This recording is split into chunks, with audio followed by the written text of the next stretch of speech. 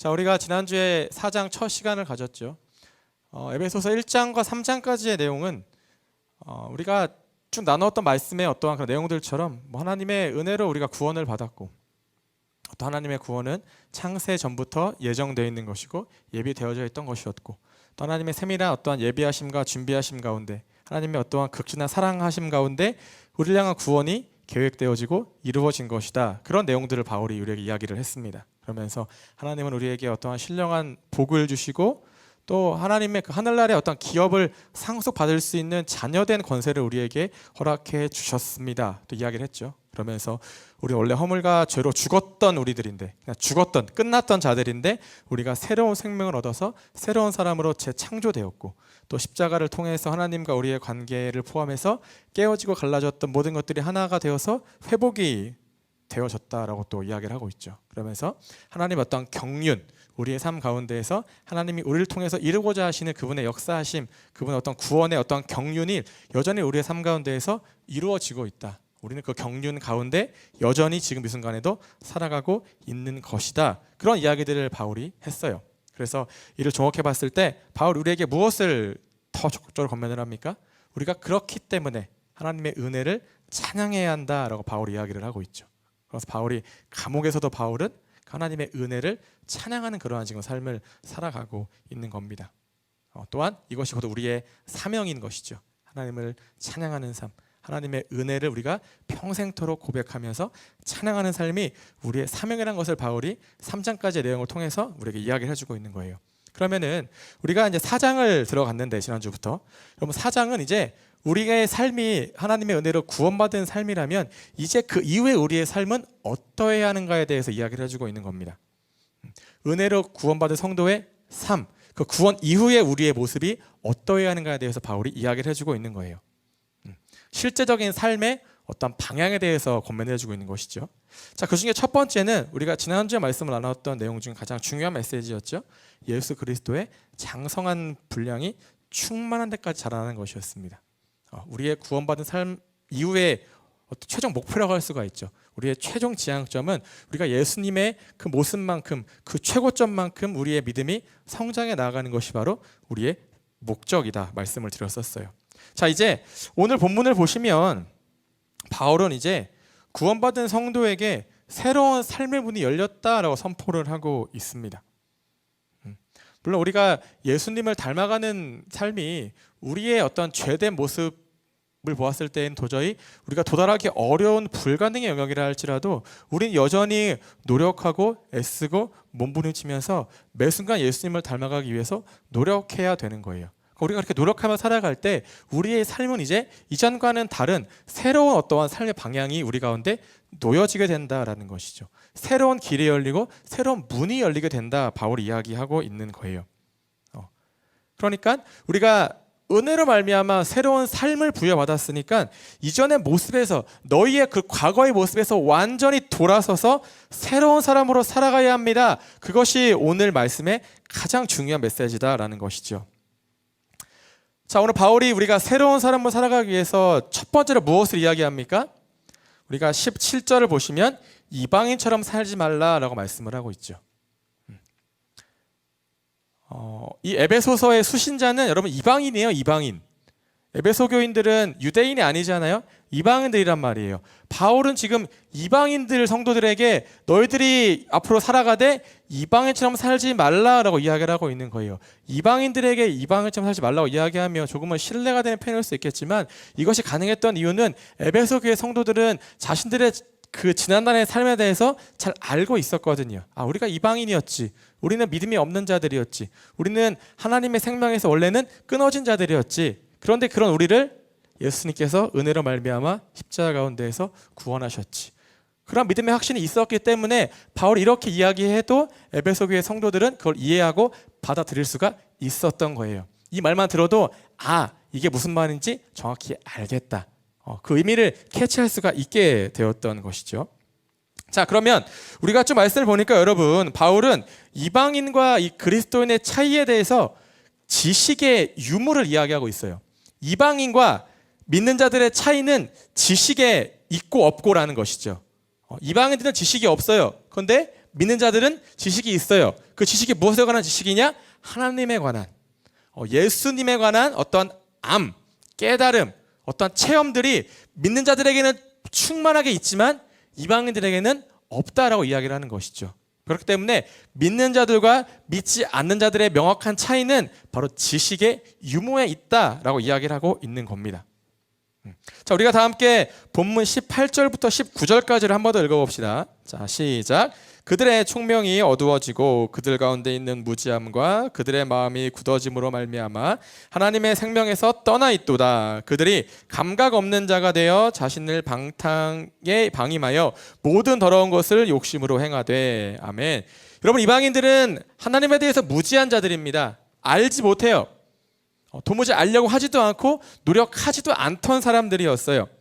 그리고 말씀 그대로 하나님의 생명에서 떠나 있는 자들, 즉 영적으로 죽어 있는 사람들이었습니다. 그런데 이 사람들이 마음이 무지하기 때문에, 내적으로 무지하기 때문에 늘 뭔가를 채워도 마음이 공허할 수밖에 없게 되어지는 거예요.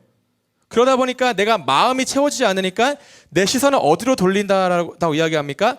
내적이 아니라 외적인 것으로 내 시선을 돌리게 되어지는 거예요. 그러면서 내가 마음이 채워지지 않으니까 내가 눈에 보이는 것으로라도 내 삶을 가득하게 채우기 위해서, 만족을 얻기 위해서 부단하게 애를 쓰고 노력한다라고 이야기를 하고 있습니다. 그러다 보니까 어떻게 이야기해요? 그들이 감각이 없는 자가 되어서, 여러분, 감각이 없다라는 것은 이 눈과 마음이 모든 영적인 것들이 딱딱하게 굳어져 있다라는 거예요.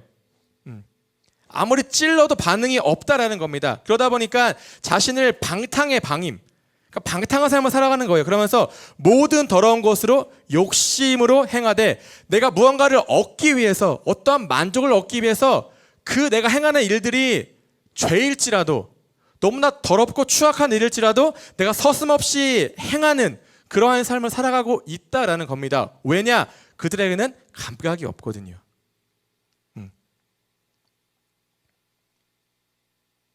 반대로 이 그리스도인들은 어떻다고 이야기합니까? 20절과 21절의 말씀을 보세요, 여러분. 함께 읽어봅시다. 시작. 오직 너희는 그리스도를 그같이 배우지 아니하였느니라. 진리가 예수 안에 있는 것 같이 너희가 참으로 그에게서 듣고 또한 그 안에서 가르침을 받았을진데. 아멘.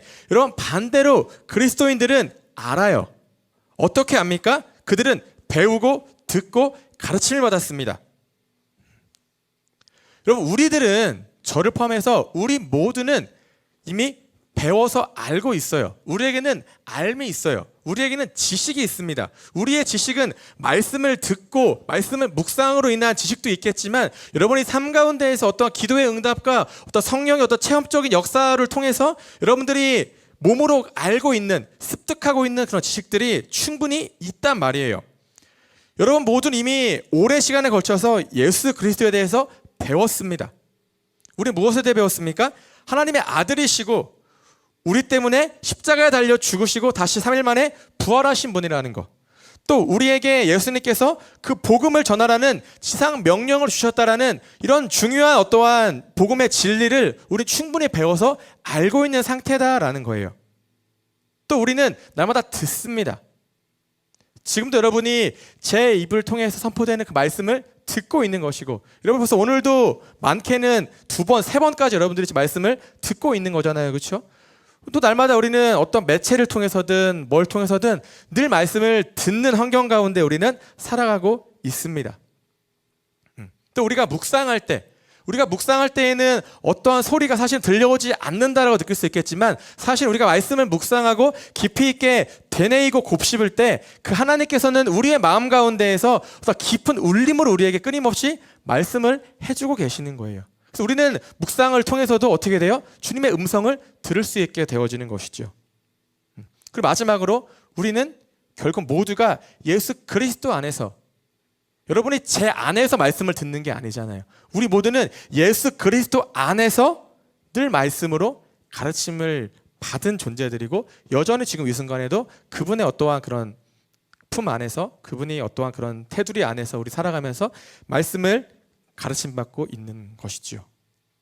자, 그러면 우리가 예수님으로부터 받은, 우리가 예수님 안에 살아가면서 또 예수 그리스도라는 그 진리 안에 우리가 살아가면서 우리가 받은 가르침은 무엇입니까? 자, 이어서 22절부터 24절까지 말씀을 함께 읽어보겠습니다. 자, 읽습니다. 시작. 너희는 유혹의 욕심을 따라 썩어져가는 구습을 따르는 옛사람을 벗어버리고 오직 너희의 심령이 새롭게 되어 하나님을 따라 의와 진리의 거룩함으로 지으심을 받은 새 사람을 입으라. 아멘. 자, 오늘의 가장 중요한 말씀입니다, 여러분. 우리가 예수님으로부터 받은 가르침은 무엇이냐? 그 진리는 무엇이냐? 옛사람을 벗어버리고 새 사람을 입으라 라는 말씀입니다. 그럼 이 말씀을 우리가 같은 말씀을 세번역 성경으로 본다면 이렇게 말씀하고 있어요. 그분 안에서 가르침을 받았으면 지난날의 생활 방식대로 허망한 욕정을 따라 살다가 썩어 없어질 그 옛사람을 벗어버리고 라고 성경은 이야기하고 있습니다. 여러분이 예수 그리스도 안에서 가르침을 받았다면 우리의 지난날의 모습, 우리의 지난날은 어떤 날이겠습니까? 우리가 구원받기 이전의 삶일 수도 있어요. 그리고 짧게는 오늘 이 시간 이전의 내 모습도 포함될 수가 있는 겁니다. 우리가 그냥 과거, 우리의 매일매일의 과거 가운데 우리가 입고 있는 우리의 그 낡은 점점 썩어 없어질 것만 같은 그런 우리의 욕심을 따라 헐거워지고 우리의 욕심으로 가득하게 채워진 우리의 옛사람을 벗어버려야 하는 것이 우리가 예수 그리스도 안에서 깨닫고 예수 그리스도의 그 진리 안에서 가르침받은 중요한 말씀인 것이죠. 여러분, 예수님을 믿고 구원을 받은 모든 사람들에게는 한 가지 중요한 결단이 요구가 돼요. 그 결단이 무엇이냐? 우리가 분명히 변화되어지고 달라져야 한다라는 겁니다. 그럼 예수를 믿는 삶은 변화된 삶이에요. 우리가 새로운 마음을 가지고 살아가는 삶이라는 것이죠. 근데 분명히 우리 중에는 또 예수를 믿는 많은 사람들 중에는 내가 예수를 믿는다라고 여전히 이야기하면서도 옛사람의 모습을, 내가 입고 있던 내 과거의 옷을, 낡아버린 그 옷을 벗어버리지 못하는 사람들이 있어요. 놓지 못하는 겁니다. 아까운 거예요. 내가 이것마저 벗어버리면, 이것마저 놓아버리면 내 삶이 너무나 재미가 없을 것 같은 거죠. 왜냐? 예수를 믿기 이전의 삶은 너무나 즐겁고 늘 뭔가 쾌락이 넘쳐나고 늘 뭔가 내가 눈으로 보기에도 만족스럽고 마음으로 느끼기에도 뭔가 풍성해 보이는 그러한 삶이지 않았습니까? 그런데 우리가 계속 그러한 것들을 놓지 못하고 있다면 어떻게 되겠습니까? 우리는 썩어져 가는 거예요. 썩어져 가는 구습을 따르는 이라고 말씀하지 않습니까? 우리의 옛날의 모습, 우리의 과거의 모습은 점점 지금 이 순간에도 썩어져 가고 있다는 것입니다. 점점점 부패되어져 가고 있는 거예요.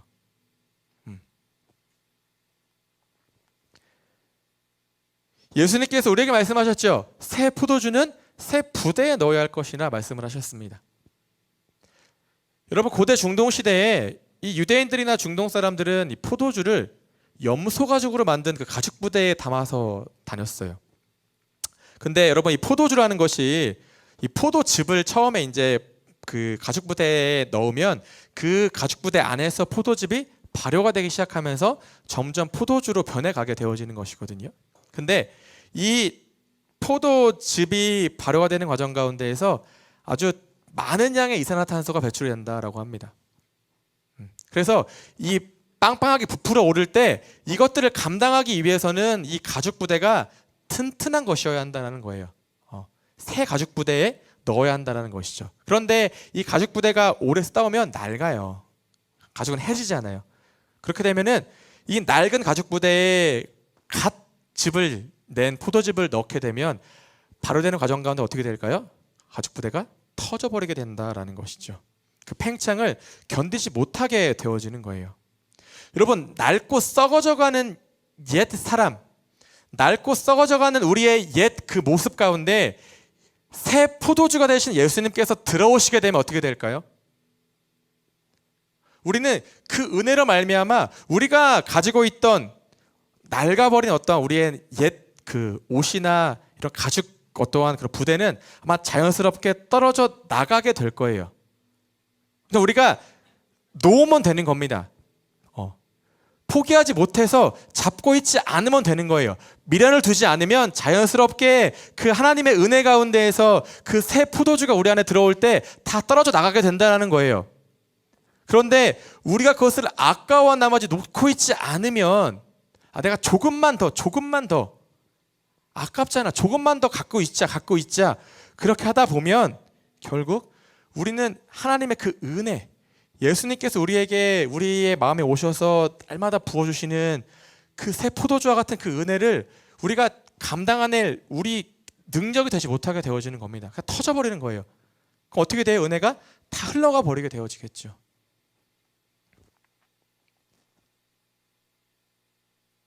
우리가 그렇게 살아가면 안 되잖아요, 여러분. 우리가 그 썩어져가는 것들 때문에 날마다 우리에게 공급되는 어떠한 새로운 은혜를 담지 못하게 된다라면, 그 은혜를 놓치고 살아가게 된다라면 이거 너무 아깝지 않습니까?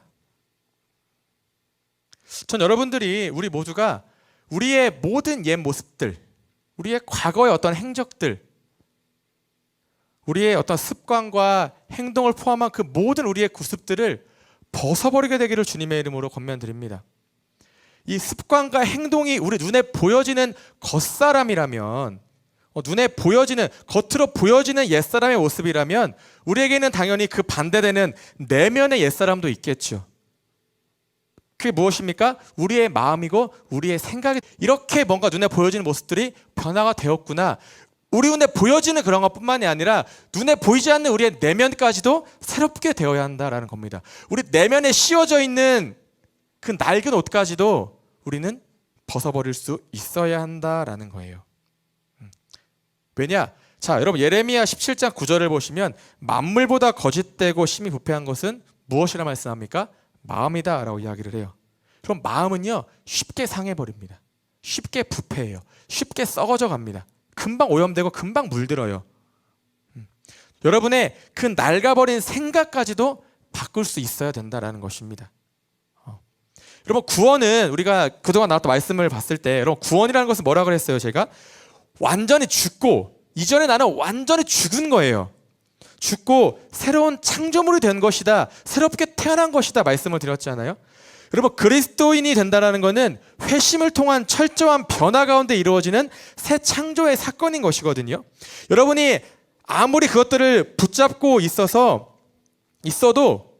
그 하나님의 은혜 가운데, 그 성령님의 은혜 가운데 내가 붙잡고 있는 이전의 모든 것들은 다 지나가게 되어져 있습니다. 우리는 그분의 은혜 가운데 완전하게 새롭게 될 수밖에 없는 그러한 삶을 살아가고 있는 거예요. 다 벗어버리게 되어지는 겁니다. 그렇기 때문에 우리 모두는 지금 어떠한 상태로 이 자리에 앉아 있는 겁니까?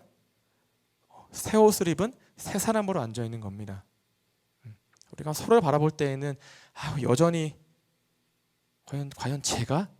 그럴 수 있겠지만 우리는 여전히 우리 모두는 새 옷을 입은 새 사람으로, 거듭난 예수 그리스도인으로, 하나님의 자녀로 이 자리에 앉아 있는 줄로 믿습니다.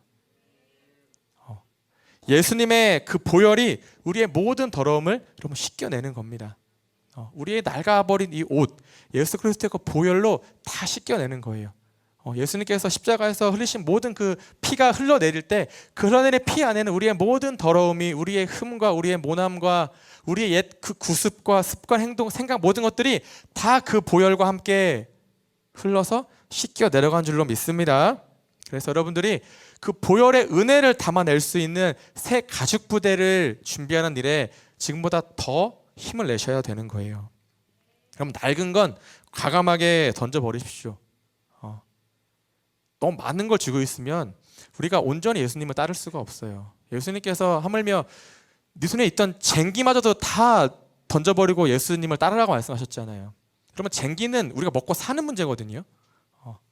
우리가 그런 것에 너무 매여 있으면 우리는 온전히 예수님을 따를 수가 없습니다. 여러분, 제 아내가 되게 미니멀 라이프를 추구해요. 근데 미니멀 라이프인데 늘 이제 이렇게 틈만 나면은 계속 이렇게 버립니다. 계속 버려요. 부지런히 버리는데 전 늘 당신의 그 버리는 그 마지막은 내가 아니면 좋겠다라고 얘기를 많이 하거든요. 다 버리다가, 그렇게 다 버리다가 마지막에는 그 대상이 내가 아니면 좋겠다라는 그런 기도의 손을 가지고 있는데, 여러분, 우리가 날마다 우리의 어떠한 그런 삶 가운데에서 내가 손에 쥐고 있는 것, 낡아져 버린 그 모든 것들을 한번 생각해 보는 것들이 필요한 것 같아요. 정리해 보십시오. 그러면서 내가 이것 때문에 내가 분명히 그런 것 같지 않은데 이것 때문에 내가 예수님을 온전히 따르지 못할 수 있겠구나. 그런 것들이 있을 수 있거든요. 그런 것들 여러분들이 좀 버려내시기를 바라고 말씀을 정리하면서 우리가 25절 이하를 보시면 이제는 좀 더 실제적인 거에 대해서 이야기하고 있는 겁니다. 우리의 새로운 삶의 규범들 어떤 것이 있습니까? 25절부터 보면은 먼저 거짓을 버리고 참된 것을 말하라고 이야기를 하죠. 온갖 그 거짓이 난무하는 시대 가운데 늘 참된 게 뭐예요, 여러분? 진리를 선포하는 삶을 살아가라는 겁니다. 모두가 예수 그리스도는 틀렸다라고 이야기할 때 복음은 거짓이다, 그런 걸 없다라고 이야기하는 시대에 우리는 복음은 진리입니다, 예수 그리스도는 살아 계십니다, 그렇게 선포하는 삶을 살아갈 수 있어야 한다는 겁니다. 그게 새로운 삶의 가장 중요한 믿음의 결단이고 선포인 거예요. 자, 그리고 두 번째는 우리에게 분노를 다스릴 것을 이야기를 하죠. 오늘날 시대는 어때요? 늘 화가 많습니다. 늘 화가 나 있어요, 사람들이. 분노를 제어하지 못합니다. 그래서 이 분노라는 것이 감정을 뛰어넘어서 이제는 어때요? 좀 더 과격한 폭력의 형태로 드러나고 있죠. 날마다 우리가 뉴스를 보면은 사람이 사람을 죽이고 가족 간에, 형제 간에, 친구 간에, 사제 간에 이러한 일들이 많이 일어나고 있잖아요. 그런데 오늘 말씀은 여러분들이 그러한 어떠한 상황 가운데에서도 분을 내지 말란 말씀을 하지 않습니다, 여러분. 대신에 분을 내되 그 분노가 어떠한 죄의 형태로 드러나지 않도록 자제하고 다스릴 것을 우리에게 이야기하고 있는 것이죠. 여러분, 화를 참으면요 화병 걸립니다. 그게 더 위험하다는 이야기가 있죠. 여러분들이 때로는 화를 낼 수가 있어요. 여러분들이 너무 막 율법적으로 막 갇혀 있어가지고 난 화도 내면 안 되고 어쩔 때 욕도 하면 안 되고, 물론 우리가 입술에 어떠한 우리의 입에 그 어떤 것들은 우리가 정결할 필요가 있겠지만 여러분들 너무 이렇게 억누르고 살아가면 더 큰 병이 될 수가 있어요. 그래서 예전에 제가 말씀드렸잖아요. 예수님께서 여러분 그런 그 바리새인들을 바라봤을 때 이런 독사의 자식들 이렇게 이야기하잖아요. 그게 독사의 자식들이 여러분 엄청 심한 욕이에요, 그 당시에. 여러분 아십니까? 이게 되게 심한 어떤 모욕적인 말이란 말이에요. 그래서 여러분들이 너무 그 분노를 꾹꾹 누르고 살아가시면 여러분 더 큰 화가 될 수가 있습니다. 대신에 그 분노를 여러분들이 지혜롭게 다스릴 줄 아는, 말하잖아요. 내가 아침에 낮에 화가 나면 그 화를 저녁까지 가져가지 말라고 이야기를 하잖아요. 여러분 이게 지혜인 것입니다, 그렇죠? 자, 그리고 그 다음으로는 마귀에게 틈을 주지 말라고 이야기하죠. 여러분 모든 붕괴는 뭐로 시작됩니까? 작은 균열부터 시작이 됩니다. 근데 우리는 이 작은 균열을 너무 대수롭지 않게 여길 때가 있는 것 같아요. 근데 마귀는 어때요? 그 틈을 놓치지 않습니다. 파고든단 말이에요. 서로 간에 작은 오해가 생겼어요, 우리 공동체 가운데에서. 근데 그 작은 오해니까 별거 아닐 수 있죠. 우리가 하루 이틀 본 사이도 아니고 그냥 넘어가면 되지. 여러분 그렇게 하다 보면 그때부터 균열은 시작이 되는 겁니다. 왜냐?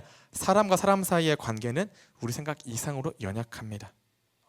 그러다 보니까 그렇게 연약한 지체들이 모여있는 우리의 공동체는 여러분 얼마나 약하겠습니까? 그런 작은 틈이, 작은 균열이 우리를 무너뜨리게 되어지는 거예요. 자, 그리고 28절을 보시면 도둑질하는 자는 다시 도둑질하지 말고 돌이켜 가난한 자에게 구제할 수 있도록 자기 손으로 수고하여 선한 일을 하라. 아멘. 저는 여러분 이게 가장 중요한 우리의 결단이라고 생각을 합니다. 여러분 도둑이 회심하는 방법은 도둑질을 멈추는 게 아니에요. 저 이제 도둑질을 안 합니다. 여러분 이게 회심의 전부가 아니라는 거예요. 그러면 어떤 게 진짜 회심의 삶이냐? 내가 다른 사람의 물건을 훔치던 삶에서 이제는 다른 사람을 베푸는 삶으로 전환되는 것이 여러분 진짜 회심인 겁니다. 여러분 그게 변화이고 그게 거듭남이고 그게 새로운 삶인 거예요. 우리가 옛 내 모습은, 내 옛 어떠한 사람의 모습은 어떤 것들을 훔치는 사람이었다라면, 내가 이제 새로운 사람이 되었다라면 그 훔치는 것을, 그치는 것을 뛰어넘어서 내가 이제 다른 어떤 사람들에게 도움을 주고 그들을 섬기고 베풀고 봉사하는 삶으로 살아가는 것이 여러분 진짜 새로운 삶이라는 겁니다. 여러분이 나는 새 사람이 되었습니다 100번, 1000번, 10,000번 입으로 고백하는 것보다 내가 한 번이라도 그 변화된 삶을, 거듭난 삶을 내 삶 가운데에서 행하고 이루고 보여주는 것이 여러분 훨씬 더 의미 있는 일인 줄로 저는 믿습니다. 그리고 여러분 늘 선한 말로 다른 사람에게 은혜를 흘려보내는 삶을 살아가십시오. 아마 여러분들이 믿는 자로 살아가는 한 늘 여러분 주위 사람들 여러분들을 주목하게 될 거예요. 저 사람이 저런 말도 하네, 저렇게 행동하네. 여러분들을 감시하는 게 아니라 알게 모르게 우리를 향한 세상 사람들이 기대하는 마음이라 생각을 하십시오. 늘 여러분들에게 주목하고 있는 거예요. 우리는 그러한 사람들에게 여러분이 받은 은혜, 사랑, 그 모든 것들을 날마다 흘려보낼 수 있는 그러한 삶을 살아가시기를 바랍니다. 여러분 이게 오늘 본문이 우리에게 말씀하고 있는 새로운 삶이란 어떤 것인가, 또 새로운 삶의 실제는 무엇인가에 관한 말씀인 겁니다. 자, 마지막으로 우리가 31절과 32절 말씀을 보시면 모든 내용들을 다 종합하고 있는 것이죠. 여러분 다 종합하고 있습니다. 그럼 우리는 믿음을 갖고 여러분들이 교회 안에서만 살아가지 않아요. 우리는 날마다 세상 가운데에서 살아갑니다. 우리끼리만 모여있지 않는다라는 거예요. 여러분의 터전은 세상입니다. 그렇죠? 우리가 교회에서는 새 사람으로 살아가지만 밖에 나갔을 때에는 옛사람으로 살아가는 그러한 모습이 되지 않기를 주님의 이름으로 권면을 드립니다. 여러분 우리가 그렇게 살아가면 성령님을 근심하게 만드는 거예요. 이 근심은 성령님을 슬프게 만드는 일이다라는 겁니다. 여러분들이 언제라도 또 어디를 가더라도 늘 거듭난 하나님의 자녀로 또 옛 구습을 다 떨쳐버리고 옛사람을 다 떨쳐버리고 새 옷을 입고 새 사람으로 살아가는 여러분 모두가 되시기를 주님의 이름으로 축복합니다.